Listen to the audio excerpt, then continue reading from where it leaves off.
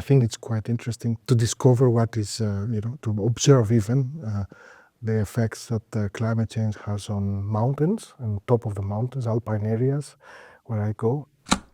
Panagiotis Nyktas, a landscape ecologist passionate about nature conservation. Through his extensive fieldwork in Greece's alpine areas, he has witnessed firsthand the impacts of climate change on these fragile ecosystems, a stark reflection of a global trend highlighting the vulnerability of nature worldwide. There are a lot of endemic plants in Crete, on the top of the mountain, 2,000 meters above the sea level, plants that are there and nowhere else in the world. And as you go higher on the mountains, the rate of endemism is increasing. So this is quite an impressive thing about Crete. And of course, because the climate changes, the temperatures rise, then the optimum environment for this plant is also shifting. The zones of the distribution of the species are going higher up and higher up. Should we picture species scrambling up a mountain, chased by rising temperatures until they're stranded at the peak with nowhere left to go? Yeah, I mean, in a very simple way, this can happen as well, but it's even a little bit more complicated because it's not only the climate, but it's also different soils, or different geologies. So maybe if they want specific climate, but also specific soils, and this is shifting upwards, where the soils might be gone, or they might have very limited ways to disperse to catch up with these changes. Or there might be areas where the grazing is very, very intense, and then they will not establish there. So we have to account for all these factors. So understanding ecosystems is not just about observing individual species and their relation to changing environments. The reality is even more complex. Something utopic for me would be if we are able to have a holistic model of landscape or ecosystems. So, many ecosystems are very multidimensional.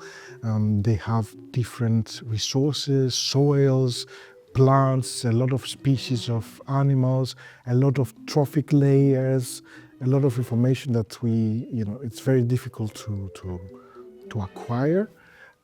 So for me, something utopic would be to model the balances between all of these components and the chain reactions and the changes that will happen to the whole ecosystem by changing something. Yeah, I think now we have computers that are getting more and more powerful, sensors that can give us more and more information. So being able to create holistic models that are looking at the multiple dimensions of ecosystems would be something really cool. What should we do with the insights that these models may generate for us?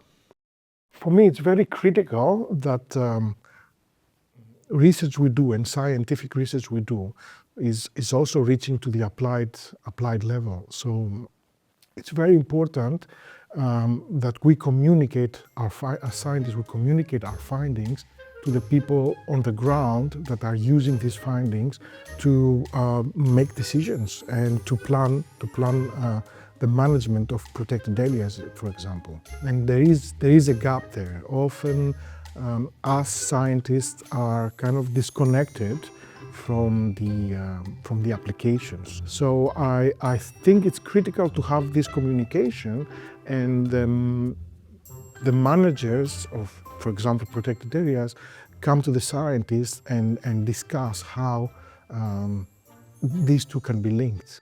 And often environmental education is also a very important part. It's always part of projects. We do some research, we have some outputs, some outcomes, some findings, and then we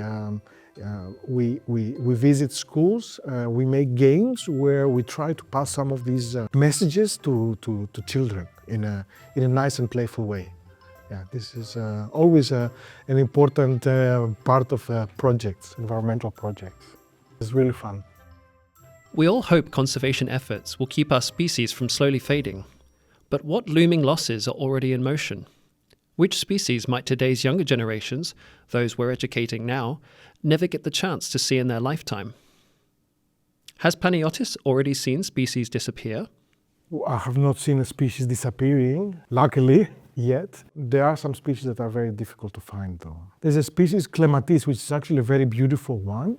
While I was doing fieldwork, I happened to find it also in the cracks of some rocks, and I was very happy that I managed to find it during my fieldwork.